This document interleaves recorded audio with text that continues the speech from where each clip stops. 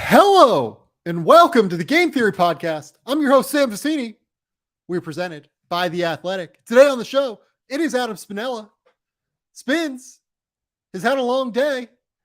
He's had a tough one, but we're here. We're fighting through it. Yeah. What's going on, buddy?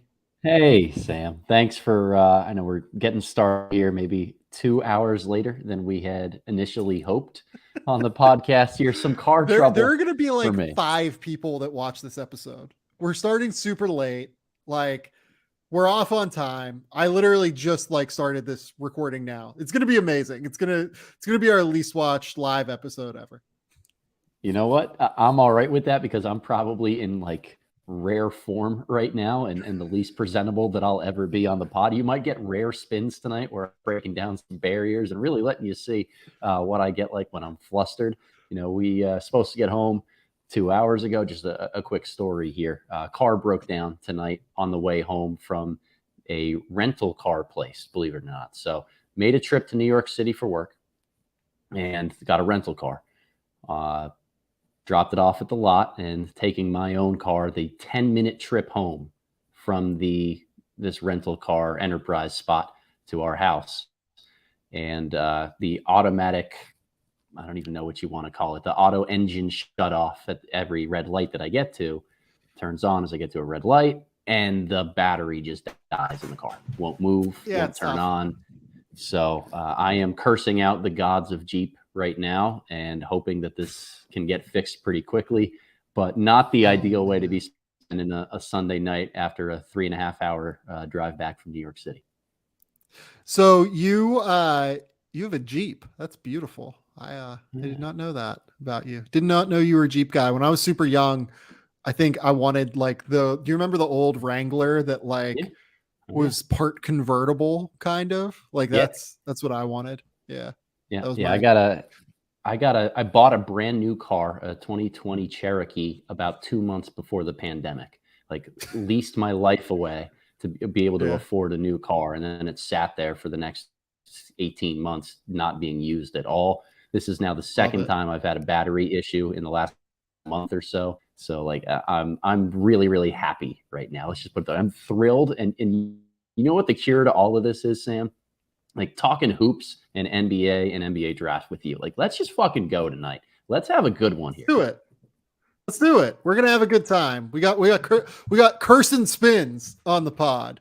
We're rolling. Let's go. We're gonna start with the Draymond Green and Jordan Poole punch heard round the world. Look, this is a Draymond friendly podcast for a long time. I have been nothing more than the internet's foremost Draymond Green apologist. I have firmly been at bat, fighting the good fight, saying that Draymond Green is one of the most underrated players in NBA history. I think he's absolutely phenomenal. I think that he's the most impactful defensive player in the league. Love Draymond Green unconditionally. What he did to Jordan Poole is unforgivable. For people who have been living under a rock for the last, 4 days, I think is when it got reported 4 days ago.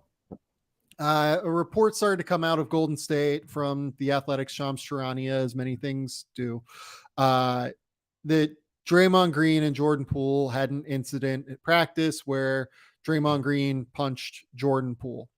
And, it's announced that Draymond Green, they handled it internally or whatever, and maybe there's a fine, no suspension. It seems like things are going to move forward.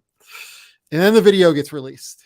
Was that yesterday morning, Saturday morning? I can't remember. Friday morning, I think. I don't remember. Friday morning? Saturday, Friday. Yeah, a couple mornings ago.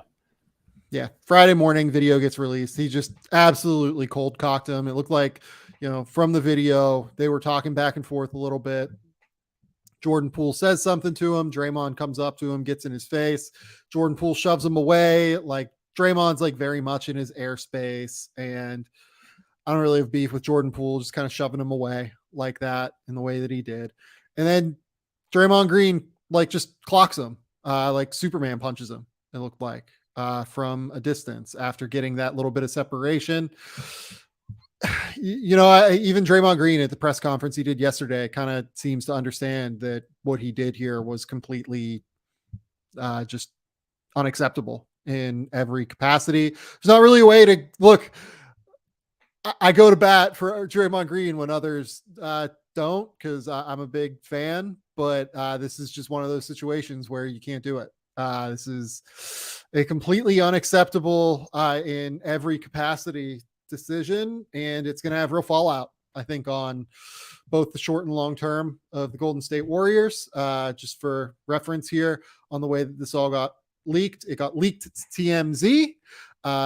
And from what our Marcus Thompson at The Athletic said, it was the first time that some people within the organization had actually physically seen the punch and what happened.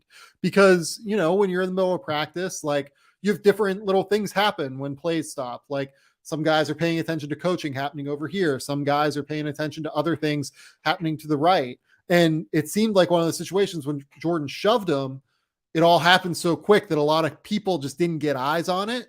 But as Marcus said, that video getting out was the first time that some people got eyes on it. And because of that, now Draymond Green has chosen to take an indefinite leave of absence of some sort from the organization. We'll see when he's back.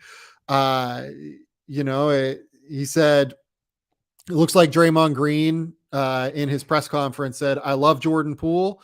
That's my guy. Like I said to Jordan, I will still ride for Jordan. I will still advocate for Jordan. I will still do anything that I can to make Jordan's job easy, to make Jordan look good, to get him the things that he wants out of basketball that I can help from a teammate's perspective. That's that. My feeling toward Jordan does not change. It's the reason Jordan's locker is next to mine from day one. That dynamic has changed a little bit. It's on me to make that right and get it back." Okay, that's about 4 minutes of explaining the Draymond Green situation. What is your reaction when you first saw the Draymond Green punch? So when I watched the video, it was a very much the first thought was it's a lot worse than I initially had thought. That the way that the report came out, that hearing that there's likely going to be no suspension and it's all being handled internally. It's like maybe he threw a punch, it didn't necessarily land. Maybe it was just kind of a weak thing in a scuffle back and forth. Maybe Poole is doing something to instigate so they don't want to come down too hard on Draymond. A lot of that goes out the window once you first see the actual and just video. I just want to speak to that real quick, and sorry to cut you off, but in terms of thinking, a way to think about this, Draymond Green is 6'5", 6'6", 230 pounds. Let's call it 225, 230 pounds. He is UFC heavyweight size. He is a fucking enormous human being. And when guys who are enormous decide to put all of their power and all of their weight behind a punch, it's going to cause a problem. That's all. I think that is as much as anything, why the NBA is deathly afraid of there being fights in the league. And for instance, NBA players going into the stands and fighting, these dudes are fucking lethal when they decide to punch. It is dangerous for NBA players to punch one another. Again, this is essentially a UFC heavyweight sized human being. Not to say that Draymond is that level fighter, but he is that size punching someone. Those dudes do damage to people. It seems like Jordan Poole does not have permanent damage, but I think that's why this is as scary as it was probably for the organization. No doubt about it. And look, I've been, around teams in locker rooms for a long period of time. I've seen fights. I've broken up fights. I got ejected from my last intramural game in college because I was kind of a chippy son of a bitch myself. This is by far, probably the most violently thrown punch that I've seen that's landed a pretty egregious one. There's going to be some people out there that say, it's an NBA. There's emotions flying all over the place. Stuff like this happens. Not necessarily to this severity, and definitely not kind of from a guy like Draymond, who is supposed to be the heart and soul, the key, the protector. If you haven't read Marcus Thompson's piece over The Athletic, please do so. Thought it was absolutely fantastic the way that he framed this about the relationships and the really individuals that are involved in this, as opposed to just thinking about one teammate throwing a punch at the other. Because I think that that's always really important to understand the individuals and the dynamics at play. Yeah, I mean, like, I want to get back to that idea of him being like the culture guy, the big brother type. But like, violent punches like in league history that I can think of off the top of my head, like Kareem on, if I remember correctly, Kent Benson, like that was a pretty bad one. Kent Benson got very injured from that. Kermit Washington to Rudy Tomjanovich, that was an incredibly dangerous one. Nikola Mirotic when Bobby Portis punched him, and if I remember correctly, like broke an orbital bone in a practice punch that I don't think we've seen publicly. Right. I can't remember it off the top of my head. Like, yeah, I guess you can say this stuff happens, but like most of the time when it happens, it's very damaging. Yeah. Like it is like a significant issue in terms of the other person's health. And I mean, like for Draymond Green to do it, like you brought up the idea of him being like the culture guy, like the big brother. I know that was a big thing that Marcus brought up. I mean, it's one of those things where like the culture, like you just, I don't know. I'm not in there. Like, I don't know how the culture will react to this. I mean, well, I don't know. Yeah. And I've been thinking about this a lot the last few days from a coach's perspective, right? What would I do if this happened on my team? If a couple players got involved in an incident like this, if I were Steve Kerr, Bob Meyer, whoever higher ups in the organization, how would I try to manage this? And I think that there's going to be a lot of deep conversation, a lot of taking the pulse on how everyone else feels about Draymond, about the incident.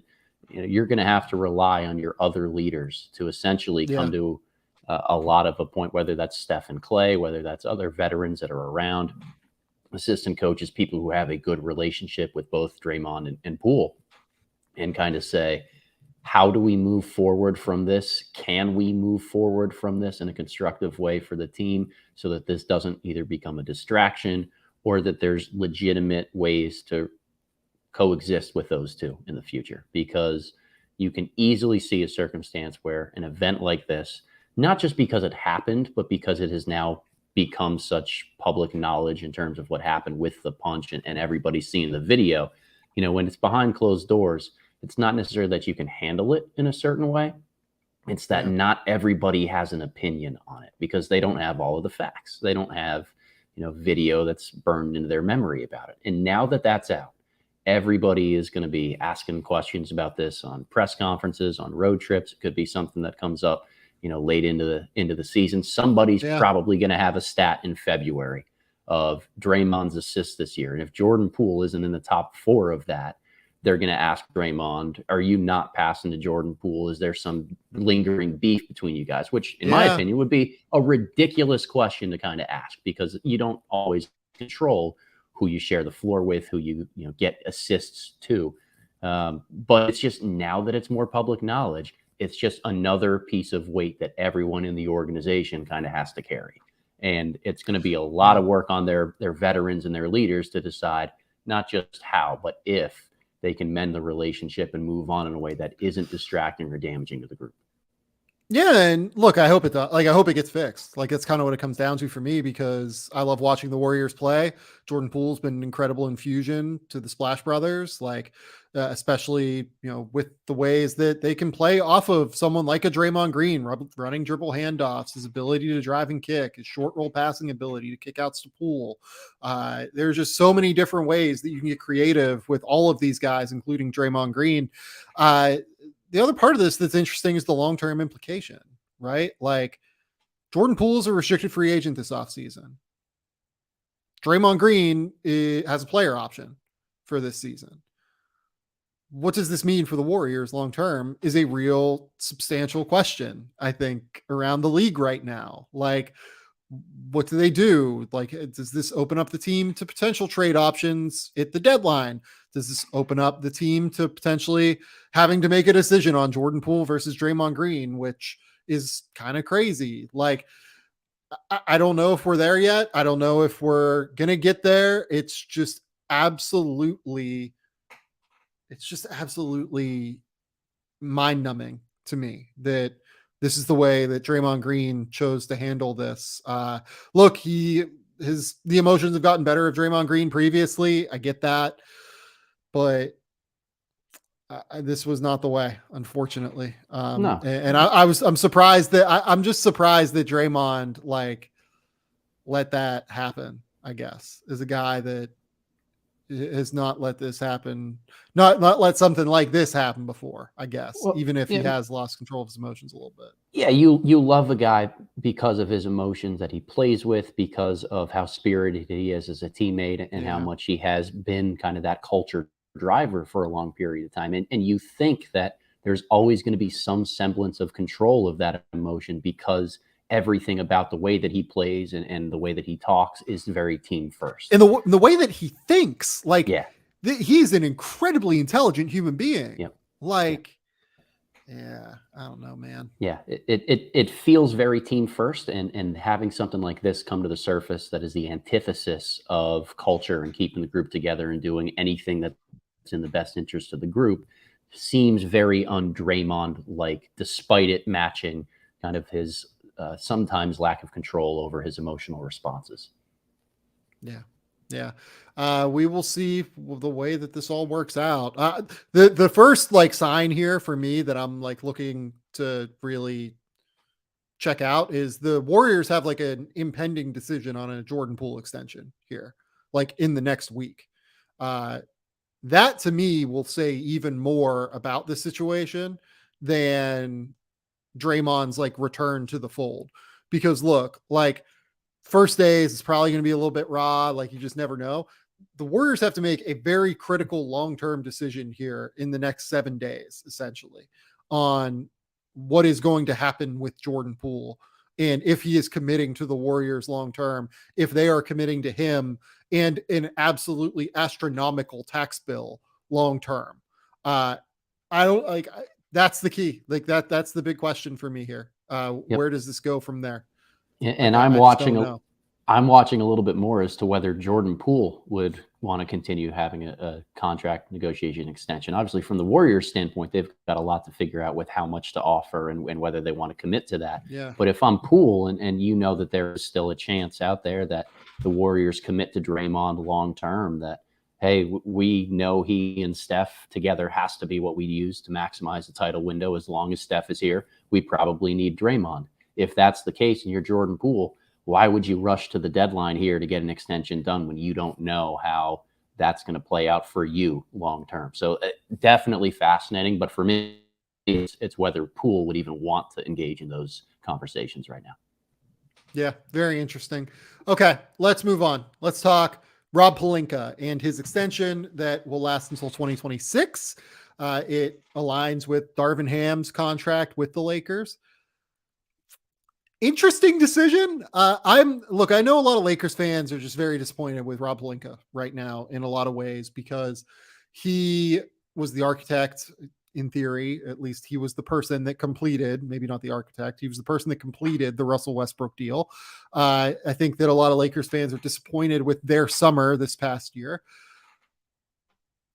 I just wonder why now with Rob Pelinka. Like, why did you feel like you needed to make this decision now? Look, and also like sometimes these decisions get reported like after the fact. Like it's possible that this extension has been done for a little while now. Like there is not as much transparency with front office extensions as there is with extensions for players, right?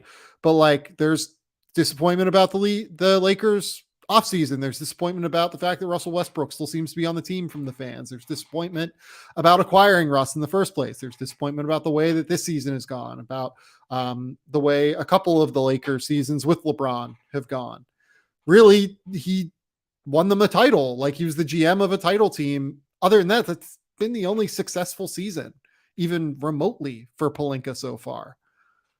Why now? Why do you think they had to do this now is my question. I don't have a good answer for you, Sam. I really don't. I think Pelinka, a lot of the moves that he's made, I haven't criticized as much as others. I think that there's been some sensibility in how he's constructed some things around the margins. I always think that when you have a superstar laden team with guys like LeBron James in particular on it, you're probably not 100% calling the shots on personnel decisions, especially when it comes to bigger deals with a guy like Russell Westbrook. It's a lot of, hey, who do you want to play with if we can make this happen? Would this please you guys with LeBron and AD? Yeah. So I don't hold Pelinka's feet to the fire in that maybe as much as people do, but certainly don't understand why now is the right time for not just an extension that adds a couple more years onto it to 2026. That seems very long-term for kind of what he's shown thus far. Yeah. And like, here's the thing with the Lakers, right? Really just a couple of things. So first and foremost, under Jesse Buss, the team scouting, I think, has actually been pretty good. Like, I think that they do a good job, especially mining undervalued assets in the second round. Like that's guys like Ivica Zubac. That's guys like Larry Nance Jr. Taylor Horton Tucker, like say whatever you will about him as a player. He's a success story as a second round pick. They found a second Clarkson. Yeah, they found Jordan Clarkson back in the day too. They found Thomas Bryant. Like they have mined late first, early second round, mid second round players, arguably as good as any other organization in the NBA. And they haven't really taken advantage of those. And that's not all on Rob. Some of this history goes back before Pelinka got there. But to me, you look at that, the fact that the scouting department has been more successful than the actual front office machinations. You look at the fact that they do still make these like little mistakes, like signing Lonnie Walker Jr. for the full mid-level extension and not using some of that money to get an extra year on a rookie scale contract for Max Christie. That's just like a mistake. Like there's no reason why you don't want to use a minimum amount of your mid-level exception this year to get Max Christie on a 3-year deal instead of a 2-year deal. Because if Max blows up, you're in the same situation you were with Taylor Horton Tucker, where you have to pay Taylor Horton Tucker a substantial amount of money. Like and by the way, Austin Reeves, another example of this, where they give Austin Reeves a 2-year deal. Austin Reeves is going to be a free agent after this year. He's probably going to get paid like in not insubstantial amount of money. Like if he plays well this year, I guess is the way to put that. I just, there are enough warning signs here on the margins, not in terms of talent identification, but also in terms of just like what works for this team, right? Like surround LeBron with shooting, with playmaking, with rim protection. Like, I don't know if you've seen some of their preseason lineups, but it hasn't been ideal.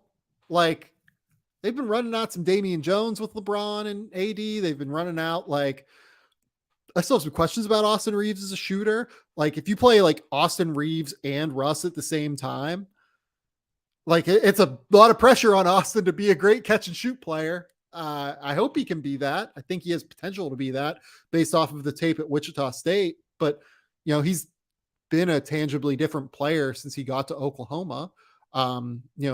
3 years ago, and then in his first year with the Lakers than that, he's been more of almost a point guard in that time. And I think he can run some point for this team. I don't really like the Dennis Schroeder signing all that much. I look at all of the moves that are front office, like general manager facing moves with the Lakers. And I'm like, I don't know if I like that. I got some questions about this. I got some questions about that. I don't know. I got some questions on why you felt like you had to do this now.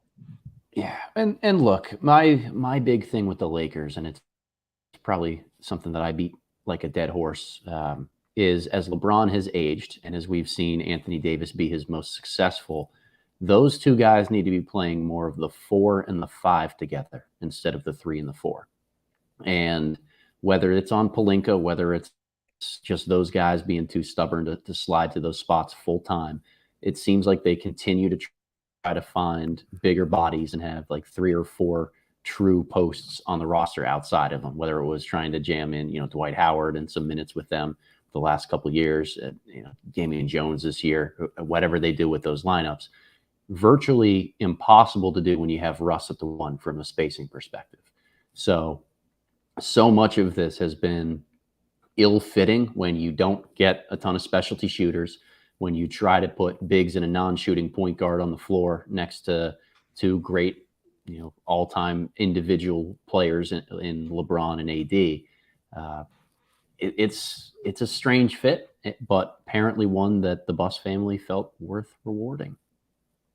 Yeah, that's interesting. By the way, like in the middle of talking about this, I pulled up some Jordan Poole highlights from tonight. Goodness. He went off. He is not fucking joking around right now.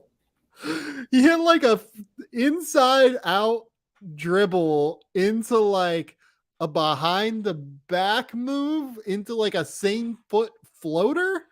He threw like a ridiculous wild pass. He's like running all sorts of ball screens with James Wiseman.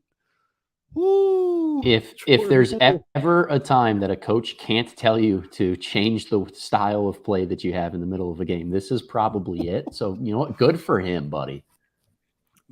Jordan Poole is showing out right now. This is and some of these highlights I think are like from an hour ago. I just pulled them up. But my goodness, Jordan, go. Take that long leash. Okay. I don't know that I need to keep harping on the Lakers thing. It's just a weird choice to me. And like, look, he just orchestrated and look, I don't know that this was LeBron. This could have been a LeBron decision. This could have been, a LeBron team decision and a like Lakers Pelinka decision to bring in Russell Westbrook. I think that there's still some lack of clarity on what percentage to ascribe to each of those parties for the Russell Westbrook decision. But like unquestionably, that is one of the worst trades of the last 7 or 8 years. Like there's just not another way around it, unfortunately. And to reward the guy that did that, even though he brought you a title in 2020, I don't know, a little bit tough for me. But let's move forward here and let's take a quick commercial break and we'll be back to talk about 2023 NBA draft prospects.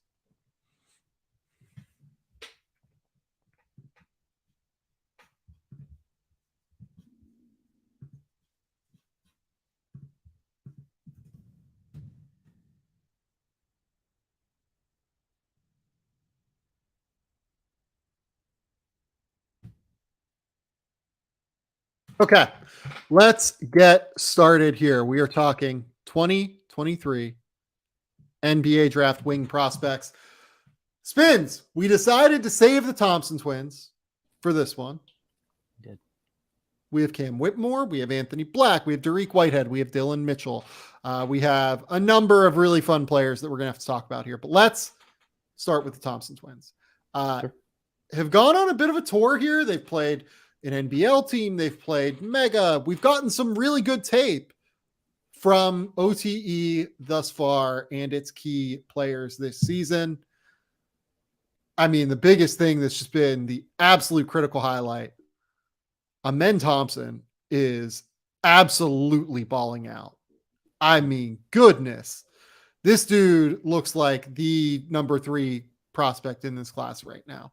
Yeah, he is absolutely confident as all hell.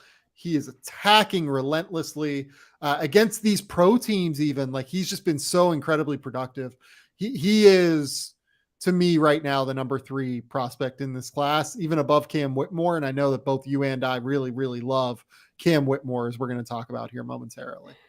Yeah, a love-hate relationship with Whitmore from my end because he dunked on us 4 times last year. Absolutely obliterated the boys Latin Lakers last year. Cam Whitmore. Yeah, he's good. He's very good. But let's stick to Thompson here. So when we're talking about wings, obviously we mentioned it last week with the guards positional group. I think it's worth at least reminding people the way that we're grouping these positionally is more about who they guard than what their offensive tendencies are. That this is a lot of the times going to be 3 categories: guards, wings, and posts. And we're looking more at what is your main position, your primary position on defense going to have you matching up with? So that's, to me, one of the reasons why the Thompson twins end up in this position group and category, because they are 6'7", 6'8", long-armed, can defend up and down the lineup. I think that it behooves them to play a little bit more in that kind of spot on the defensive end and be surrounded by smaller shooters, so to speak, in an ideal standpoint. Huge fan of Amen Thompson, particularly over the last month or so. He has won me over in a lot of really big ways. I hate the word generational, but let's just say strongly elite athlete. Incredible first step, the ability to change speeds. I mean, he's something.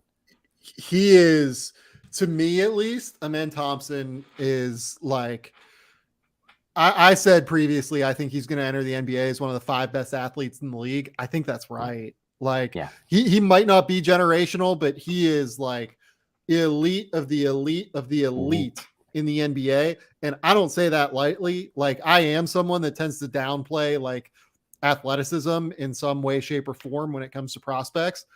Amen Thompson is in his own class. He is something different for his size. He has the body control. He has the twitch. He has the explosiveness. Like, it's across the board. Amen Thompson is just like he's a different level dude as an athlete.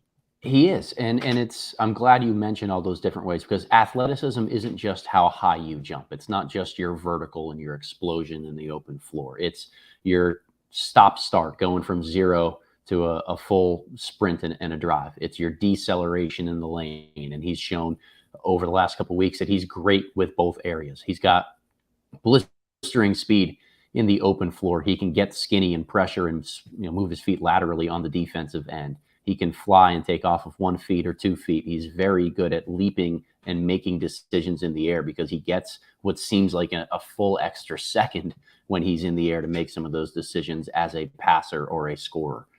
He's got so many tools to work with, but his processing speed as a playmaker matched with those skills allows him to really just put pressure on defenses. I love guys who have that straight line speed where even if a defender's in perfect position and funneling them towards the baseline or to an area where they might not get a clean look at the rim, a help defender is still going to be able to come, because they're just so threatened by the thought of Amen Thompson driving and dunking on them. And when he marries that with his high IQ passing feel and ability to make accurate reads on the move, he's going to be just a constant rim pressure threat. And to me, when you're talking about guys to build an offense around, we're going to talk about the jump shot. I'm sure that's something that we absolutely have to discuss with Amen Thompson. But he has all of the natural tools right from the jump to be an elite guy at putting pressure on the rim. And to me, that's still what counts most for a primary option. Yeah, and look, there are some things he has to clean up from a ball handling perspective. There are some things he has to clean up from just like, he gets so aggressive, but like he puts so much pressure that he is a foul drawing machine. He's an attack oriented, just absolute stud. I don't know. I am such a big fan of Amen Thompson. Just an absolute stud. I want to talk about the shooting with the two of them together a little bit at the end, but let's talk about Ausar Thompson.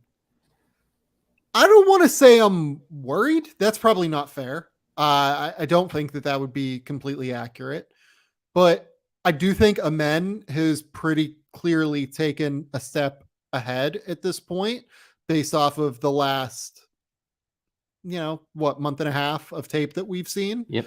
He just looks a little bit better. The thing that I'm struggling with a bit with Ausar is, what is the role exactly for him? With Amen, he's an incredible passer, playmaker, pressure player, twitchy athlete. Like, even if he doesn't shoot it, he's going to be effective because he just makes shit happen out there in such a substantial way. Ausar is a lot more polished, a lot more, has better footwork. I think his jumper is slightly farther along than Amen's, if I'm being completely honest. I just, I Yeah, can't quite. Yeah, like there's something missing to it. I think part of it for me, and I'll try to put my explanation on this here, is there's a lack of marriage between his athletic tools and his playmaking. In the way that Amen plays as such a twitchy athlete and his ability to make plays on the move, there's no pass, no type of read, no coverage that he can't counter on that. With Ausar, he almost seems like he makes his plays before he gets a paint touch. That a lot of his reads are proactive kicks that he understands where the help is going to come from, and he makes that pass. But once he gets below that middle hash in the lane, he's committed to driving and trying to make his finish at the basket. Isn't great at, he's got to come to, like you said, play off 2 feet, have those reverse pivots and kind of pump fakes and make those polished counter moves. He's not as great with the live body stuff. A phenomenal athlete in a lot of ways, but he hasn't figured out how to be that dynamic playmaker while being a threat to try to get to the rim. And that is really hard to do when you don't have a great jump shot. Yeah. I think that's a very good summarization of it all. And he defends. They're both very good defensively, by the way. Very like, good. let's be clear about that too.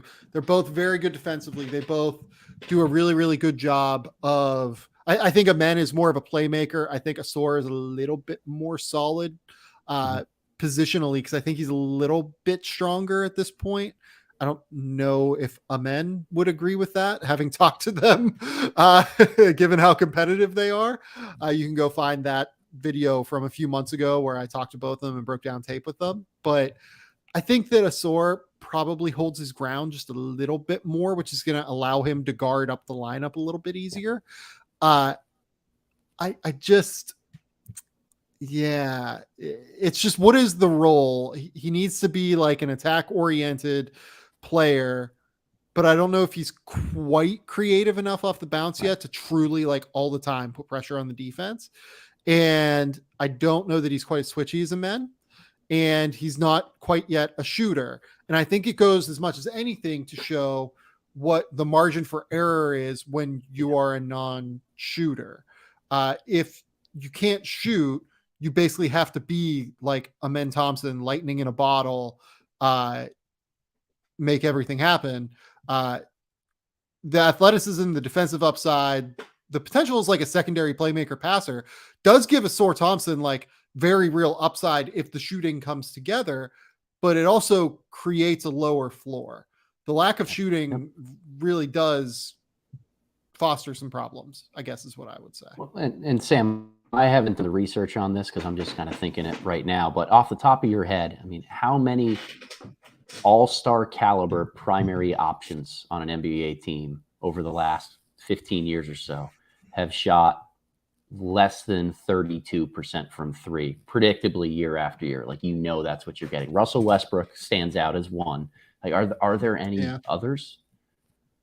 Yeah, I don't know. I'd have to think about it, but from the guard spot, obviously. I think that's where it has to be, like, all of the intangibles, all of the elite athleticism, the drive game after game, year after year to do what Russell Westbrook has. Like, that's how you become an all-star caliber player when you don't have the jump shot. And that's a lot to bank on for a kid like Ausar or Amen. But, I think Amen's tools are just a little bit higher ceiling than Ausar's right now.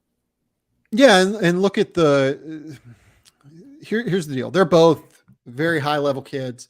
They're both high level workers. I absolutely think Ausar is going to play in the NBA and is going to play in the NBA for a while. I'm not like so overly concerned that that's an issue.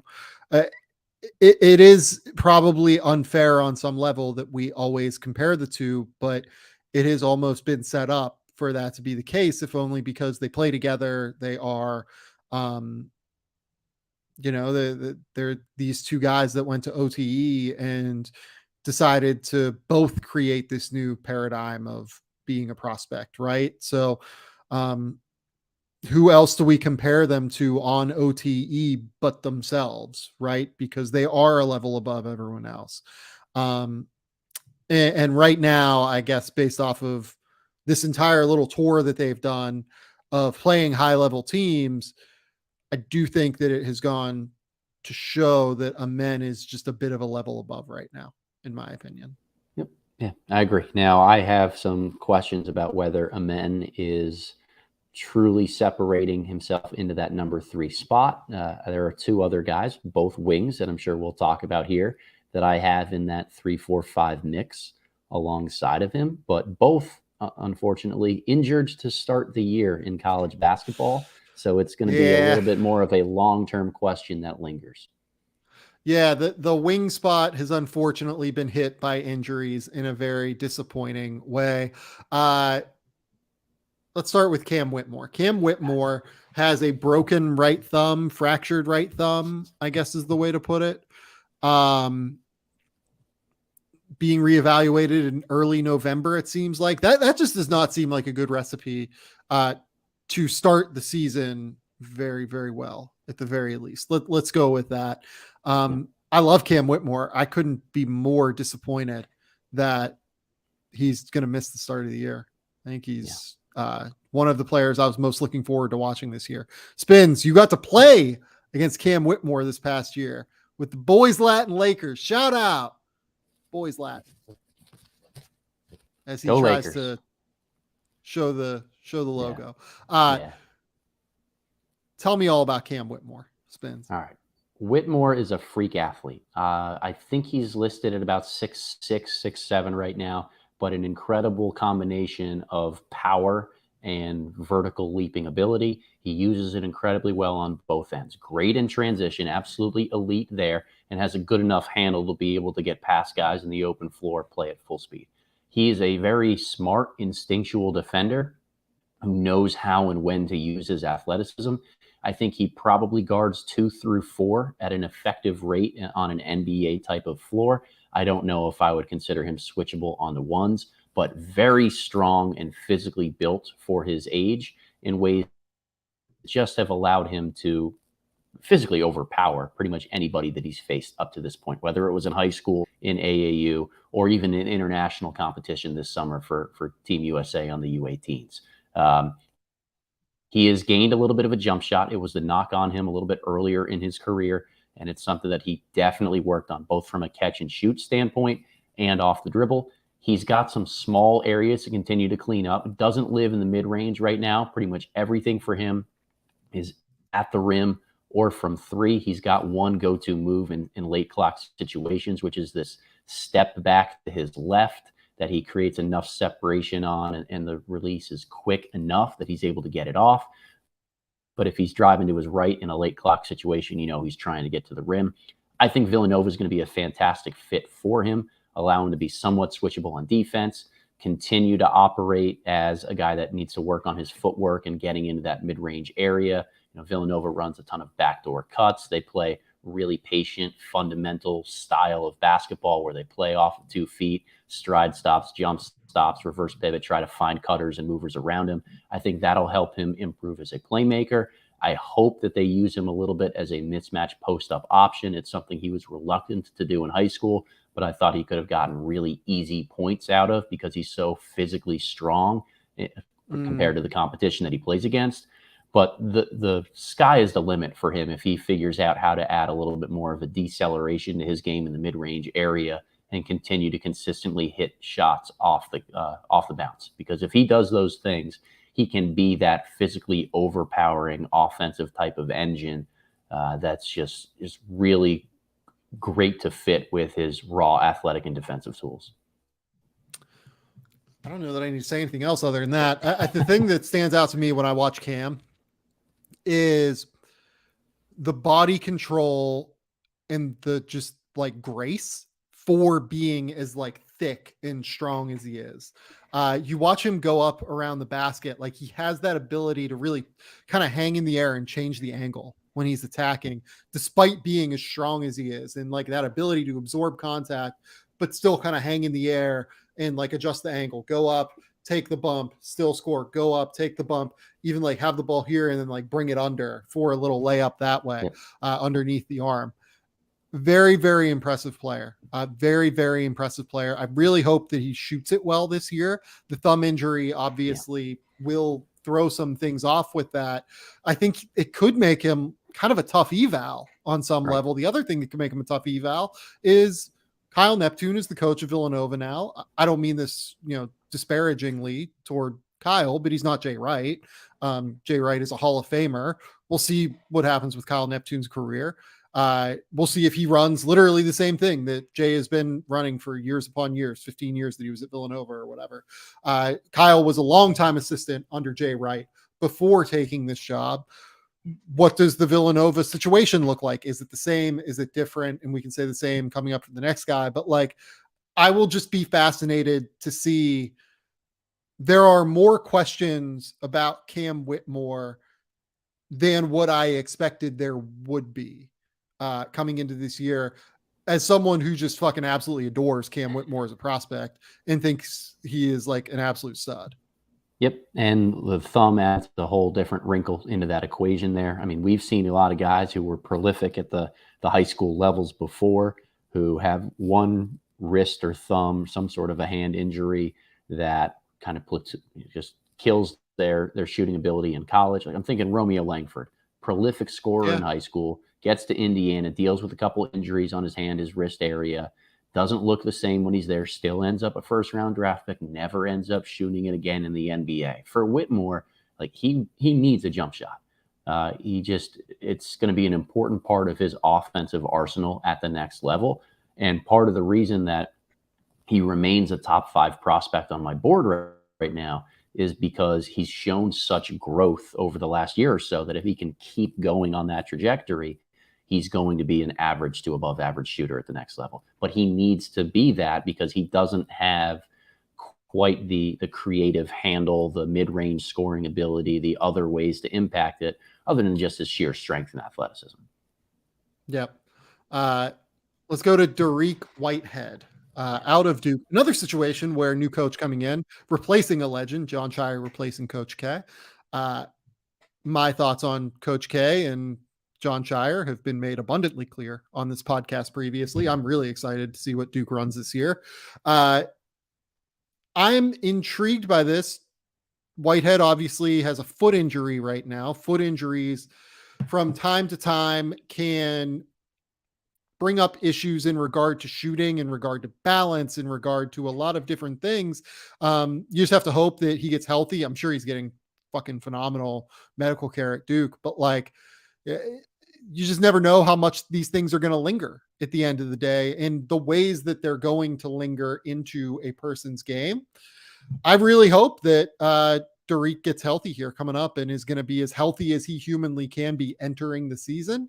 Cause he is someone, whereas unlike Cam Whitmore, I have a few more questions on Dariq Whitehead than some do, I guess I would say. What is your take on Dariq before I kind of jump into my questions? Yeah, I'm actually a really big fan of Whitehead. Really, really big fan. I like scoring guys who have that 3-level potential and upside, be more of a guy who captains an offense, so to speak, with the ball in his hands. I think he's an underrated passer in a lot of different ways, particularly on the move. Would like to see more pick and roll reps for him this year, but that might be hard to get at Duke because they have a couple guys who are just really, really good and proficient in that area. I like that he competes on defense. I think he's got strength to him. I'd like to see a little bit more against the highest of high-level players with his consistency on ball. But I think he has the tools to be a positive defender on that end. And I do buy both the self-creation and the catch and shoot being something he can really hang his hat on. And that's an area for me that just stands out for guys. I mentioned it on the last podcast with cards. I'm a sucker for guys that can stretch defenses far beyond the 3-point line.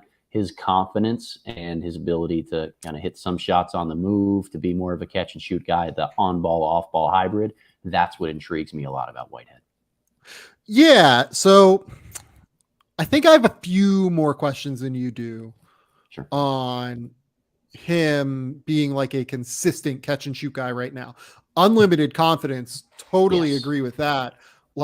And that's really that's a benefit to him. Unlimited confidence, always going to have that ability to forget about the next one if he misses it, or forget about the past one for the next one if he misses it. I think he's an a good shooter, not a great one. And when I watched him, Montverde, I thought very straight line oriented as a driver and more aggressive than like uber athlete, right? Like I think he is a good athlete. I think he's a legit like NBA level wing athlete that's not going to have any problems there. I don't know that he is like crazy, wildly explosive either, though. When I watched him, he has all these crazy, phenomenal highlights because he's so aggressive. He's just zooming. Like if he gets a lane, it's gone. He is attacking. He is going to try and finish on your fucking head every single time. And I mean that in the best possible way. But like, I don't know what else is there in terms of like craft as a driver yet. I would love to be able to see him. Like he didn't need to bring it out maybe at Montverde as part of the thing. Like Montverde's a loaded team. He had more straight lines. Like there are some, real reasons why he might not have had to do those things. But I don't know. Yeah. Like I would like to see a little bit more craft, I guess, from Dariq Whitehead. I think that's fair. I mean, what I found in diving into the tape at Montverde was that a lot of times when he wouldn't have a straight line drive, when he would start to drive and his defender would find a way to cut him off, he was pretty good at kind of arm barring, creating separation and going to a step back. But I don't know if that's the most sustainable move that you can hit or should be taking time and time again. Like you want to see a little bit of the step back, keep your dribble alive, shoulder fake, and then go again. You want to see a spin move to an up and under. You want to see a pro hop into the lane where he kicks to the weak side because he's still drawing two because of his threat as a straight line driver. So there are definite areas that he can continue to improve at that end. But shooting, I do buy. Confidence, super, super high with a guy like him. And again, I agree with the sentiment, not an elite athlete, but good enough to be a top 2 or 3 option on a good NBA team. Okay, let's move on next. We have here on our list, which I've lost in my tabs. You want to go Brandon Miller or Anthony Black next? Let's paint it black here and go to the Hogs. So Anthony Black, we talked about Nick Smith last year, and we kind of talked about the interplay that might happen between Anthony Black and Nick Smith. Nick Smith, I think, is going to be more of your combo guard, last second shot creator that Arkansas really needs. Anthony Black, I love Anthony Black at the point guard position. Yeah. Like he can really handle the ball. He's a great transition point guard, makes really good decisions.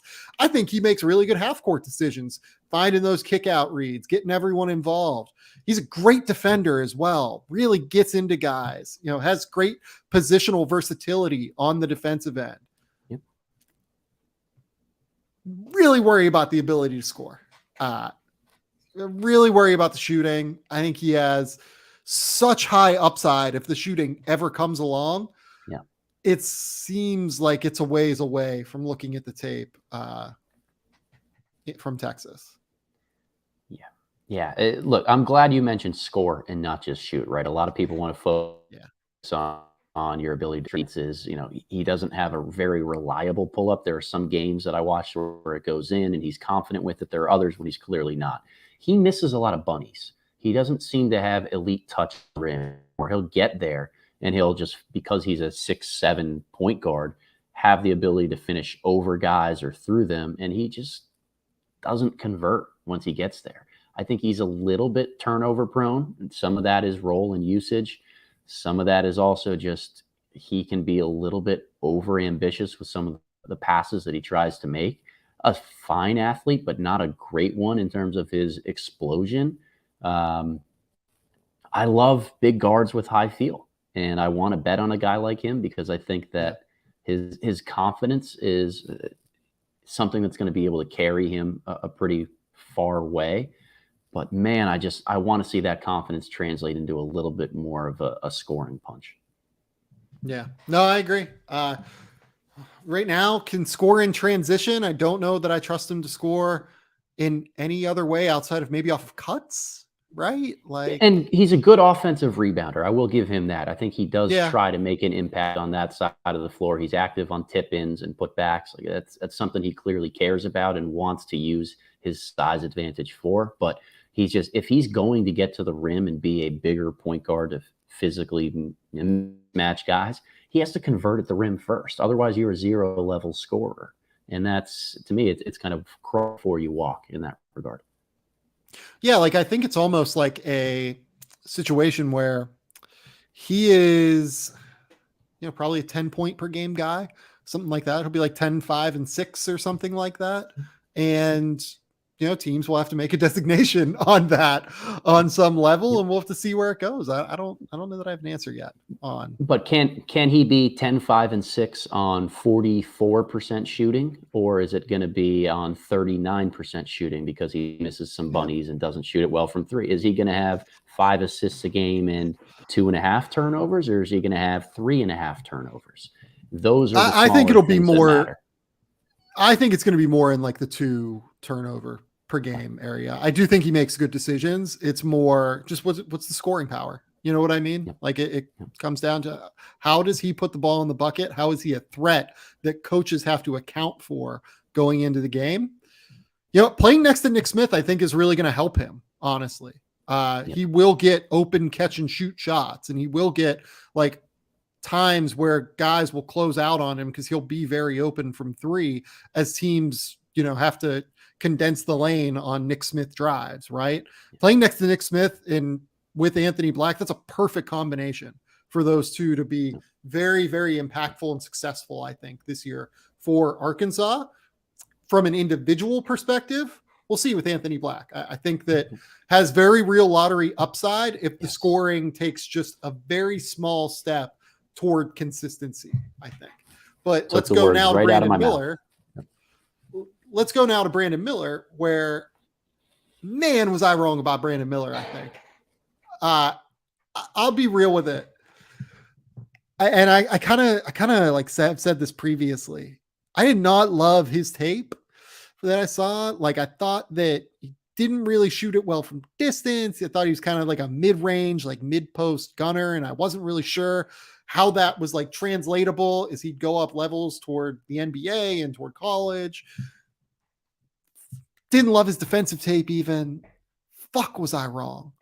Like, that dude's awesome. Like, watching their tape, like from the Euro Tour, that dude's awesome. That dude's so good. And then I kind of talked to some scouts. Like, this is the problem with having to miss all of those like exhibition circuit stuff, because I got COVID before Hoop Summit and, ended up not being able to complete some of the exhibition tour stuff. I heard he was really good at McDonald's. Like, I heard he was like really, really good there. The defense was good. The stroke looked good from 3. It seems like maybe like if I had seen him there, I might've felt a little bit differently, but goddamn, he looks awesome for Alabama. I think, top 20/lottery guy coming into the year, Brandon Miller, based off of all the indications we've seen so far. He is a walking tough too. And it kind of scares me. That's what I didn't love. That's what I didn't love. Yeah. Like, it's scary because it's high risk, high reward in that regard. If you are a good enough option at the NBA to play through and consistently nail mid-range jumper after mid-range jumper, tough step back, mid-post isolations time and time again, then you're probably an all-star if you're going to command that role on an NBA floor. You have to be. And if you're not, it really raises questions about what is your primary role function? How do you help a team other than being maybe a gunner off the bench or on a second unit? I did have some questions about both his shot and his rim pressure, his ability to sustain separation from defenders and really get to the basket and convert. A lot of people that I talk to aren't as worried about that. I don't know if maybe that was just me overreacting to a couple clips that I saw in some games, or if it was a general concern that he's been able to work on. But defensively, I want to see if he can guard 3s and 4s, or if he's more of just kind of like a defender at one position or one type of wing. But really, really high ceiling for a guy like Brandon Miller. Super fun. And I think what we've seen enough of with his confidence and scoring ability is that he's mostly a one-and-done first-round pick. I think that's very, very likely. Yes. Okay. Let's get into some of these other guys. We have a big, long list here of returning players. And Well, let's do you want to do the G League Ignite and Mega guys next? Maybe let's knock them out first. Yeah, let's do it. Okay. All right. So we got to see Leonard Miller and CD Sissoko with the G League Ignite. We talked about them a little bit at the end of the last episode. I don't know that we need to dive deep into them. I talked about Leonard Miller quite a bit over the last couple episodes. Go back, listen to the Victor Wembanyama, Scoot Henderson episodes that we did last week. If you want more of an in-depth, like kind of breakdown of their games. Do you see either of these guys as first round picks right now? Sissoko, maybe. It'll depend on how he plays next to Scoot Henderson this year. Being a questionable shooter next to a ball dominant guard, I think that's going to answer a lot of questions about what his role is moving forward in the NBA in either a positive or a negative way. But I think we'll know by the end of this draft cycle. Leonard Miller, I think probably needs another year. Yeah, I agree with both of those sentiments. I think Sissoko is almost like a check back kind of guy.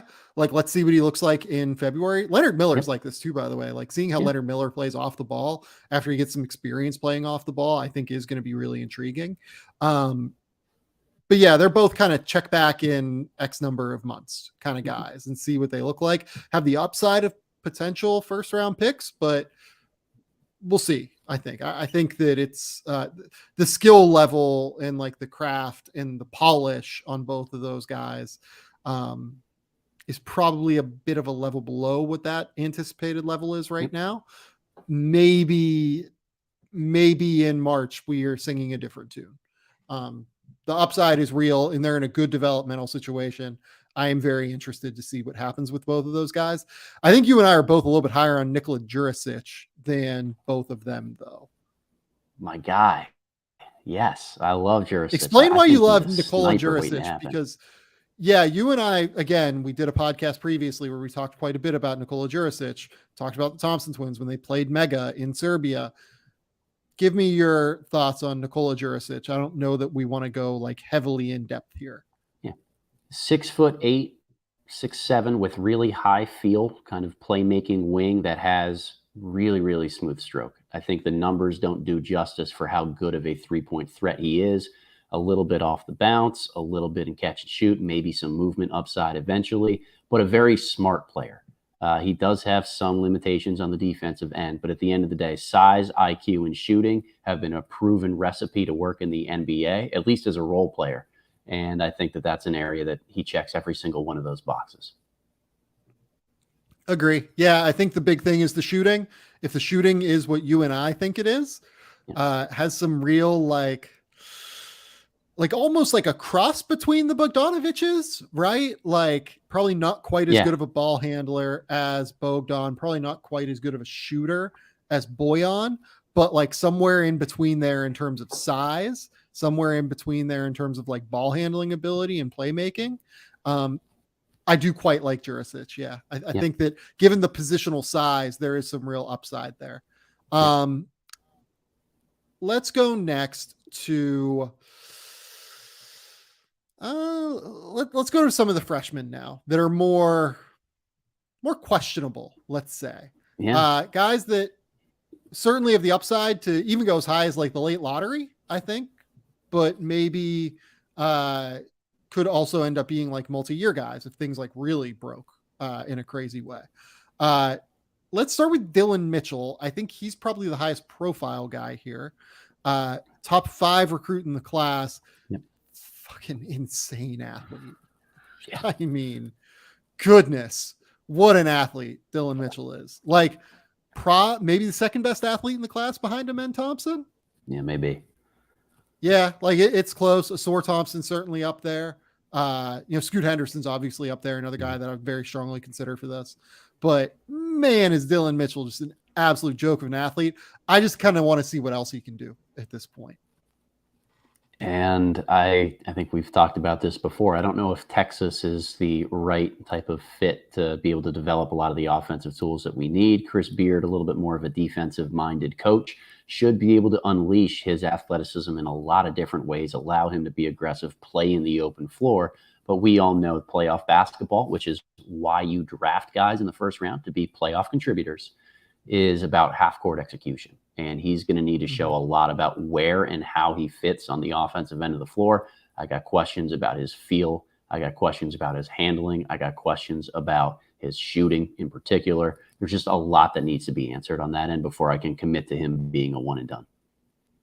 And it's not even like they're definite negatives on those things. I think we just have questions. Like, we just haven't seen a lot of it, really. We just know he is a fucking banana land athlete, basically. Yeah. Someone's going to ask me, what's Dylan Mitchell's ideal role in the NBA? What does he do in the half court and the offensive end? And I don't know how to answer that yet. And until I can answer that, I'm not ready to call him a one and done. Yeah. I think he probably is a one and done, for what it's worth. Like, I think the athleticism is just so overwhelming that someone will take him and see what happens. Yep. Like, we saw this with Darius Bazley, right? Like, I think someone will take the athleticism size combination and just roll the dice and then develop him on their own. But, you know, we'll see what level that ends up being. Does he end up being like the number 8 overall pick, or does he end up being like the 30th overall pick? I don't know. I think that is what remains to be seen. Okay, let's go to Chris Livingston, because I've actually heard like pretty interesting things about Livingston coming out of Kentucky. Like, I think he is going to play a lot of minutes. I think he's going to be tough. I think he's going to be pretty interesting as a player overall. Like, I think there's a pretty real chance that his physicality, his I guess like level of polish to an extent, like he is capable of just like using his bulk and his strength at a really high level and knowing how to leverage that. I've also heard that like the shooting looks pretty good as well. Yeah. You know, being 6'6", being strong, being a good shooter, that's typically a pretty good combination toward being a first round pick. Yeah, that's you're taking the words out of my mouth there, Sam. Like, that's pretty much what he is in a nutshell, at the idealized version. We want to see how it continues to look on a college basketball floor. Can he shoot it consistently enough over a long period of time? Like, one thing that I found with Kentucky guys is that either they take a decent amount of attempts from three, or they rarely are able to get them off. That Calipari tightly puts the reins on guys. And if he's able to shoot it, or allowed to shoot it on a high enough volume, that may be enough to convince me that there's shooting upside worth investing in. Yeah, no, I agree. I don't know that I have a ton else to say. I mean, the question with him is just like the athleticism. He's a bit heavy footed and just like a bit bulky. Like, the thing with him is he was like a top 5 recruit in the class because he developed very early in comparison to other people. That development, you know, in terms of him being stronger and bigger, he's still probably stronger and bigger and a better shooter than a lot of guys in college, to be honest. I would guess that he probably is a good shot to go in the first round, like somewhere late in the first round, just because of the shooting. Like, the shooting is pretty real, I think. Well, I think now is an appropriate time to mention, like, we're going through a lot of potential one and dones. We're going to go and talk about some upperclassmen and returning guys. Wings and size are kind of the common thread from NBA teams right now of what it takes to be successful. I don't know any general manager or scout who would say, oh, we have too many guys that are 6'7" and guard multiple positions. Yeah. So when we're talking about mid to late first round, when we get past the 12 to 17 guys, let's say, that are really clear lottery potential type talents that deserve to be in the draft class, I think we're going to see this become more of a wing heavy draft, not just because there's a decent amount of depth and talent here, but because it's what's proven to win at the NBA level. The teams are more likely to take a swing on a Dylan Mitchell, a Chris Livingston in the late teens and 20s than they are to really want to go after maybe a more polished 6'2" guy at that point. And this is why I love the next guy I'm going to talk about, Terrence Arsenault. I've been high on him for God knows how long at this point. He's like the patron saint of this podcast this year, I think. Terrence Arsenault, for now. I'm for it. He does everything well. Like, that's the thing. Like, he's 6'7". He has super long arms. He's a good defender. He's a pretty good decision maker passer. He's a good driver. Like, he's an okay shooter. Like, it's just that all of these things are True, they're just not standout skills necessarily, but he's a multi-versatile, talented player that I think by December is going to have worked his way into Houston's starting lineup and is going to be very, very valuable to where they probably can't keep him on the bench anymore. Kelvin Sampson, a coach I greatly respect for how he gets the most out of his team and his guys and does a lot of different things. He rarely gushes about freshmen, I feel. And he seems to be really high on Arsenault. So I think that's a really good call on your end, Sam. I got him penciled in as a late first, early second guy right now, and do think that just the lack of holes in his game is what's going to get him to the next level.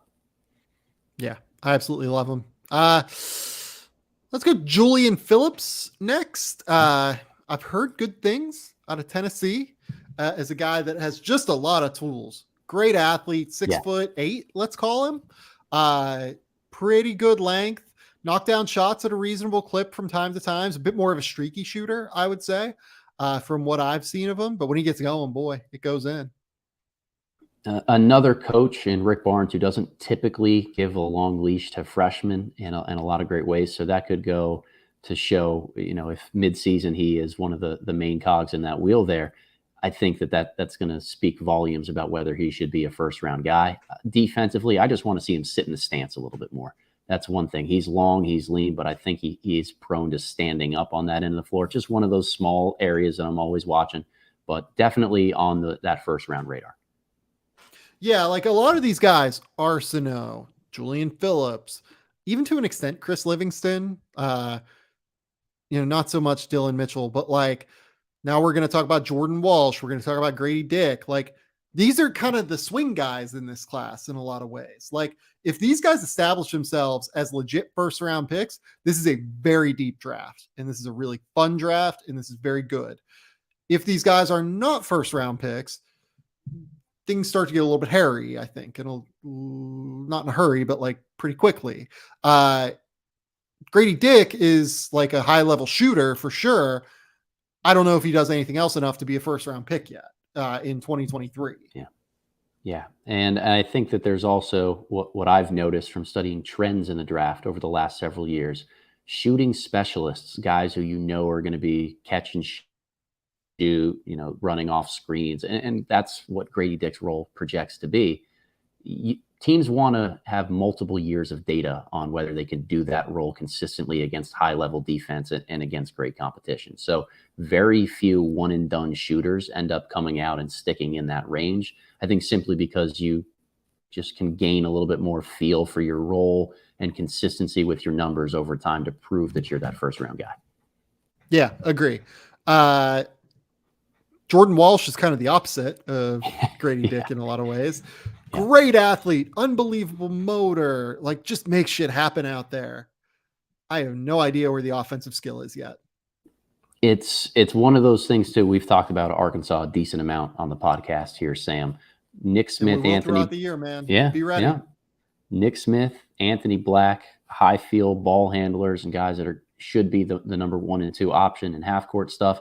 Not a ton of floor spacing around them.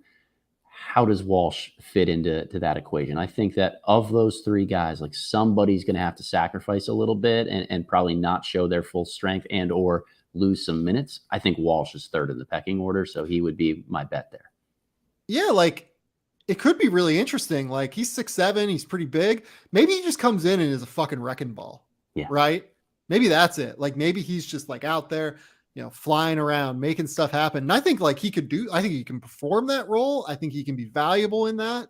Like there are a lot of different ways that I think he could end up being a one and done, but a lot of them end up that he has to showcase the offensive skill set and polish. And I don't know that we've seen that quite enough from him yet. Maybe soon. Let's see here. Does that get through all of the freshmen? I think it does. Let's get to the returnees now. The top one on my list is Chris Murray, 6'7", 6'8", real shooter from distance, hit like 39.8% from 3, if I remember correctly last year. Bit more effective of a defender, I would say, than Keegan was last year. I thought more of a true wing defender, whereas Keegan was more defending bigs and I thought didn't quite always have the footwork. Yep. Chris, though, I think his footwork's a little bit better. He transitions more of a 3-and-D kind of guy. Mm-hmm. I quite like it. I think he has a real shot. Yep, the quintessential 3-and-D type of player. I see the same offensive footwork that he tries to do as Keegan, with kind of spinning and being patient and more methodically backing guys down when he's driving to the basket. But I don't see the type of offensive explosion, number one option, creative upside coming for him this year that typically Iowa guys have been able to leap to in the past when they ascend into being more of a veteran. So I like Chris, but I don't think that there's a lot of explosion potential for him. Yeah. I don't know if there's not a lot of what would an explosion be for you, I guess? I mean, jumping up into the lottery or the top 10 picks here, where I don't think his game translates into this real boom of a prospect. Like, he's a pretty safe late 20s, early 30s type of guy to add around a core that you already have. Yeah, I think that's probably right. Like, if he ended up going like 18 to 30, that wouldn't surprise me. If he ended up going 40, it wouldn't surprise me, I guess. But I do think he ends up getting drafted this year for sure. And I think he ends up being a guy worth investing in because of the 3-and-D skills that he presents. I don't know where I really like Colby Jones. Like, that'd probably be the next guy I want to talk about. What about you? I'm fine with Colby Jones. I like Harrison Ingram at Stanford a little bit too. I have real questions about the shooting, but I like size and feel, and I think he's an underrated defender in a lot of ways. Probably a smart decision to go back to Stanford this year, but just a unique player who, in the right system, can probably pop at the NBA level as just being a tough-nosed defender and a mismatch bizarro creator. So Harrison Ingram, definitely like more of a 6'8", like almost like high post passer playmaker. Maybe, I don't know if he has enough explosiveness, enough like athletic bounce to like really be able to like create out of pick and rolls consistently in the NBA. And he doesn't quite have the shooting to be a 3-level scorer either at this point. So that's a little bit of what my worry is there, but the feel, I absolutely adore the feel. 6'8", 7-foot wingspan, really high level passer playmaker in terms of the way he processes the game. With Colby, the reason I like Colby just a little bit more is more translatable athlete at 6'6", really good physical frame. I think he's not going to have a real problem defending. I think that Sean Miller is going to be great for him on the defensive end. I think he's absolutely going to really get the most out of him there. Again, though, with Harrison, it's the shooting. I think Colby, another guy that played some point at times, especially early in his career at Xavier. High-level passer playmaker, really sees the court well, processes it well. Both of these kids, by the way, from what I've been told, like about them off the court, really, really smart kids as well. I don't know. I kind of they're kind of similar in that way, but I think I like Colby a little bit more because I think I trust him a little bit more on the defensive end. And I think I trust the shot and scoring ability just a little bit more with Colby. Interesting. Yeah, I like Harrison a lot as a defender. I see him as like a thicker Sean Livingston in terms of how he would be used at the next level. Like, if somebody can let him be that second unit, like use your physicality when you can, just back guys down into the post if you're forcing switches off pistol actions or handoffs in early offense, just let him play to his strengths a little bit more. I think he's going to have a good pro career, but definitely not as translatable to a smaller role player type guy than Colby Jones is. Okay. Let's go to Arthur Kaluma next. Yeah. Really interesting player. 6'7", kind of thick through like his hips and torso. Very strong. He plays a very strong brand of basketball, almost like a pure 4, but also a real athlete in the way that he can explode from that like thicker half, but also has like some slightly like slower, like twitch tendencies. Really interesting player. It comes down to the shot for me. Like, if he's a 38% 3-point shooter, he's pretty interesting.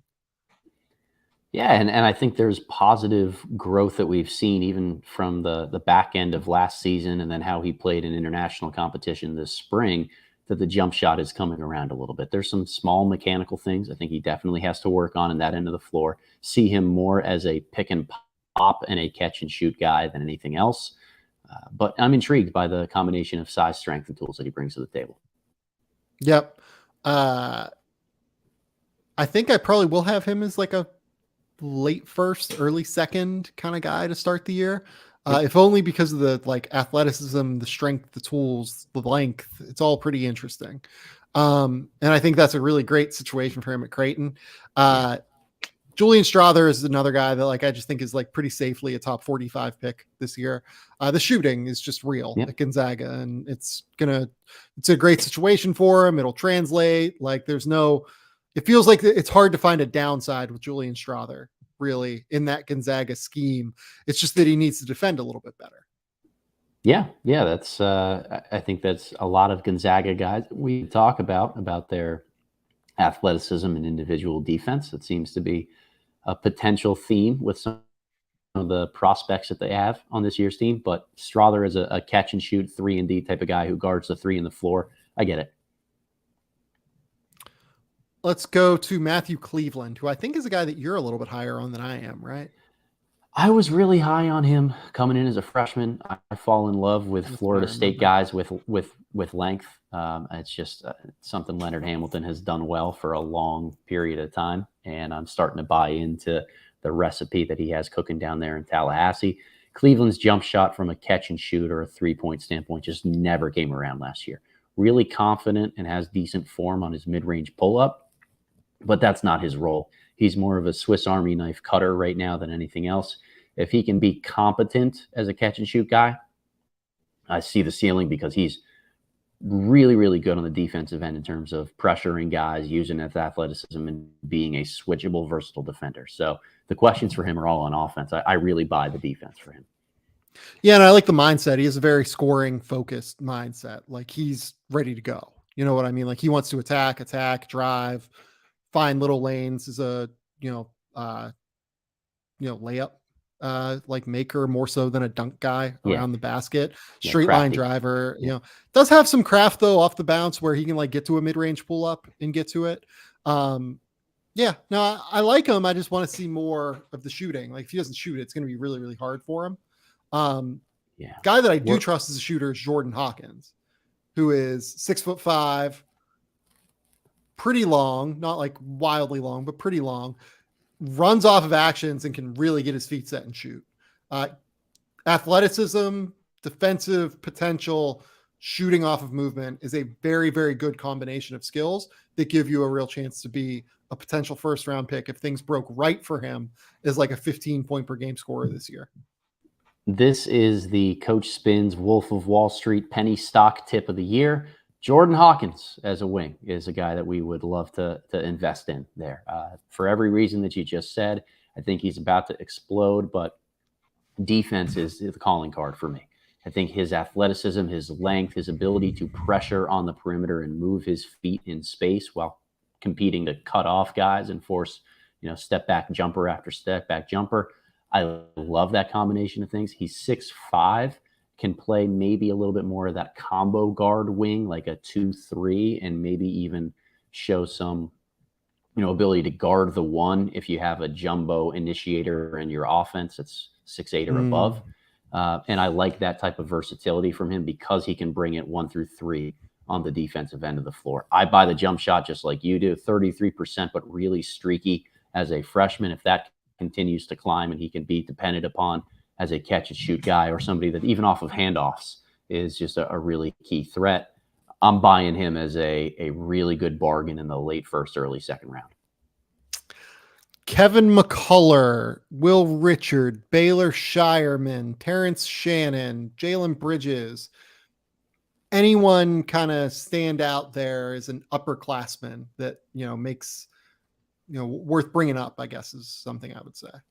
We talked about shooting specialists before as guys where you want to see multiple years of data on. Baylor Shireman, I thought it was an interesting decision he made to withdraw from the draft last year and end up transferring to Creighton. But again, another year of proving what he can do as a specialty shooter, a movement specialist, because McDermott uses shooters so damn efficiently there.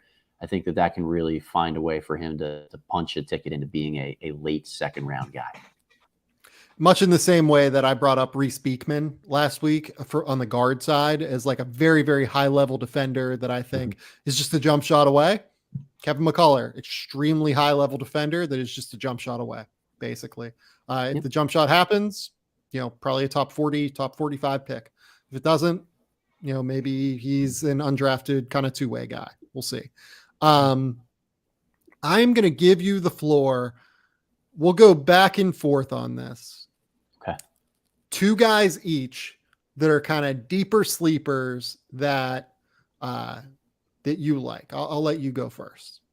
Okay. Are we going 2-2 or 1-1-1-1 here? What do you want to do? 1-1-1-1. Okay. Well, I'll go with my first one then, which is Tucker DeVries. Drake. Woo! Love him. Let's go. Loved him. Thought he was awesome as a freshman last year. High feel, good size at 6'7", 6'8", efficient finisher near the basket, hit shots from three in every type of way possible, but it's the processing speed and the feel and just his overall alertness on both ends of the floor that has me incredibly intrigued for, I hate the player comparison game, but almost like a Jake LaRavia type of role moving forward where like he's predominantly out there to stretch the floor, but if he's attacking closeouts, making plays, that you're in safe hands with him. I dig it. I don't know that he has the weird reactive hand-eye coordination and dexterity that Jake had, but yeah, I like that as a point of comparison in some ways. My first pick is going to be, let's go with Max Lewis out of Pepperdine. 6'7", very high level athlete, knocked down shots last year in the WCC. When I talked to WCC coaches, they were like, this is a guy to watch at the very least for the future. They thought, has a lot of the tools that NBA teams are looking for. 6'7", very real athlete, very real dunker, has a real shot, I think. I dig it. Yeah, I dig it. I think there's been a lot of positive buzz about him. Pepperdine should be a lot better this year. He can really get up. His athleticism when he very high level leaper is explosive near the rim. Yeah. No, the athleticism is real.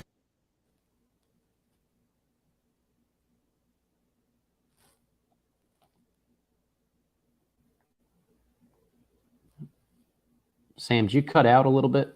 I don't know. I can't hear you here. I don't know if you muted yourself or your mic unplugged. I hit the mute. I lost you for a few seconds, and I wanted to make sure it wasn't just me. No, wasn't just you. Hit the mute button right on the microphone here. No, Max Lewis, just a very, very interesting athlete because kind of similar situation where we talk about Jordan Hawkins, where Jordan Hawkins, very, very good athlete, high level shooter. Lewis isn't quite the movement shooter that Jordan Hawkins is. I trust Hawkins way more as a shooter overall in terms of NBA sets that make sense. But Lewis is more athletic. He's a little bit longer, can knock down the spot three at a reasonable clip. Yeah, I like Max Lewis. I'm pretty interested to see what that Pepperdine team looks like this year. I think they have as much talent as what you can get at Pepperdine. I will say that. Fair enough. So I got to come up with one more deep sleeper. You got here. one more. One more. Okay. I'm going to go probably a little bit out of left field here for what you might know of me. But I'm going to go with Jalen Bridges at Baylor. I think that I like Jalen. This is a good one. Yeah, I think this is the right team and role for him to just space the floor around a ton of high-level guards who all shoot it pretty well, who all are going to be able to get into the lane and make plays for others, be more of a wing defensive stopper and show what he can do. I mean, the pathway forward is stereotypical 3-and-D type of role, but he's a good athlete, particularly in space, and I think that he's a really positive rebounder, that playing with a smaller backcourt like he will at Baylor is going to allow him to be dependent upon in that regard on the glass. I'm expecting a really big season from him. I'm a big Jalen Bridges fan. I was when he was in high school and watched him a lot in AAU. Just always thought there was something that popped about him, and I think Baylor's going to do wonders for him in terms of a creative offense. Okay. I'm going to go with something of a forgotten man last year because he ended up getting hurt and missing a lot of the year. I'm going to go Marcus Bagley.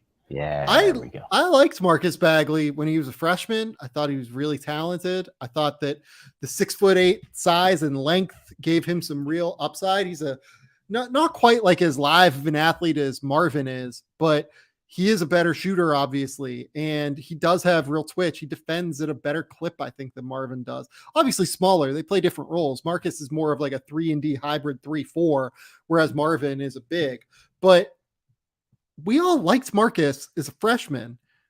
Maybe we were all a little bit too excited about him. Like, maybe the pandemic wreaked some havoc in terms of what our scouting eyes looked like at the time.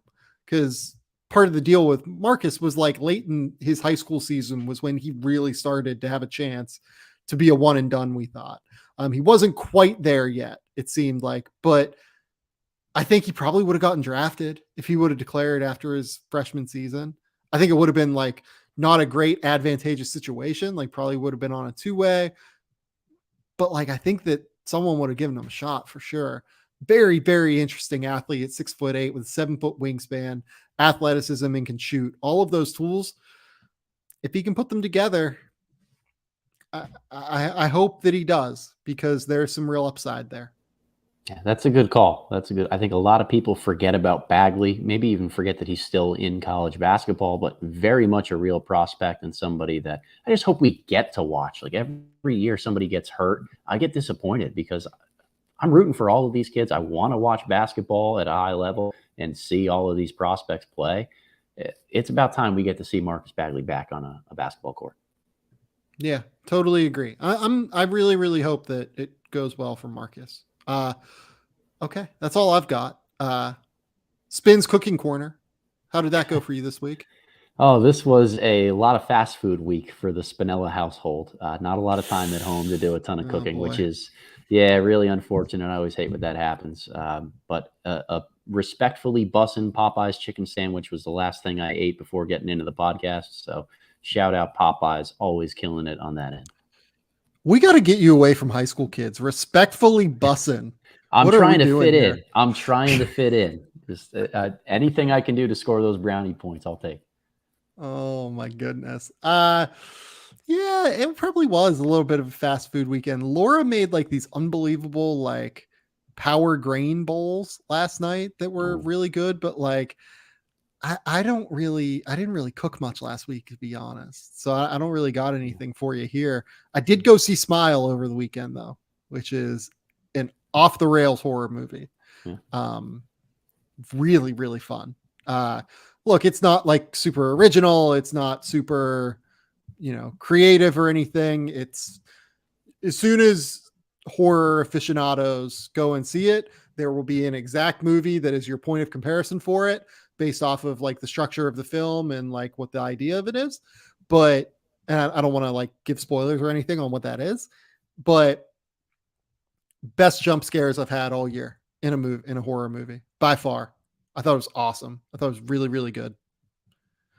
And Spins, this week is Halloween Ends. And God, do I love Halloween. I love the Halloween movies. Let me be clear. I love the first Halloween movie, really. The first Halloween movie is one of my favorite movies. I liked the first one in the new trilogy. I didn't love Halloween Kills last year, but I have hopes that Halloween Ends closes this up in a really high level to where I'm happy with it, because man, the first Halloween movie by John Carpenter is almost as close to a perfect movie for me as exists. So I'm looking forward to this Wednesday when I can go see it.